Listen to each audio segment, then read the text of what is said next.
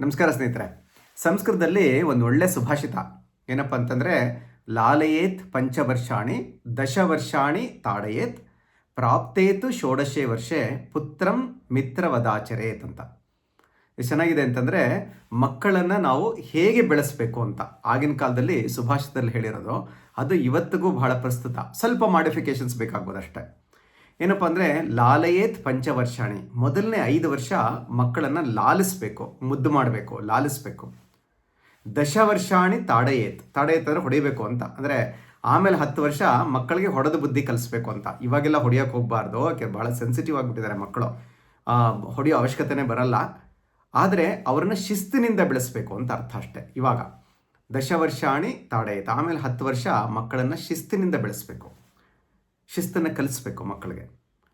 ಪ್ರಾಪ್ತೇತು ಷೋಡಶೇ ವರ್ಷೆ ಪುತ್ರಂ ಮಿತ್ರವದಾಚರೇತ್, ಮಕ್ಕಳಿಗೆ 16 ವರ್ಷ ಆದಮೇಲೆ ಅವ್ರನ್ನ ಸ್ನೇಹಿತರ ಥರ ಕಾಣಬೇಕು. ಎಷ್ಟು ಚೆನ್ನಾಗಿದೆಯಲ್ಲ ಸ್ನೇಹಿತರೆ. ಮೊದಲು 5 ವರ್ಷ ಅವ್ರನ್ನ ಲಾಲಿಸಬೇಕು, ಮುದ್ದು ಮಾಡಬೇಕು. ಆಮೇಲೆ 10 ವರ್ಷ ಅವರಿಗೆ ನಾವು ಶಿಸ್ತನ್ನು ಕಲಿಸ್ಬೇಕು. ಆಮೇಲೆ 16 ವರ್ಷ ಆದಮೇಲೆ ಅವ್ರನ್ನ ಫ್ರೆಂಡ್ ಥರ ಟ್ರೀಟ್ ಮಾಡಬೇಕು. ಎಷ್ಟೊಂದು ಚೆನ್ನಾಗಿದೆಯಲ್ಲ. ಇದನ್ನು ಇದೇ ರೀತಿ ನಾವು ಪಾಲಿಸಿದ್ರೆ ಇವತ್ತಿಗೂ ಇದು ಪ್ರಸ್ತುತನೇ.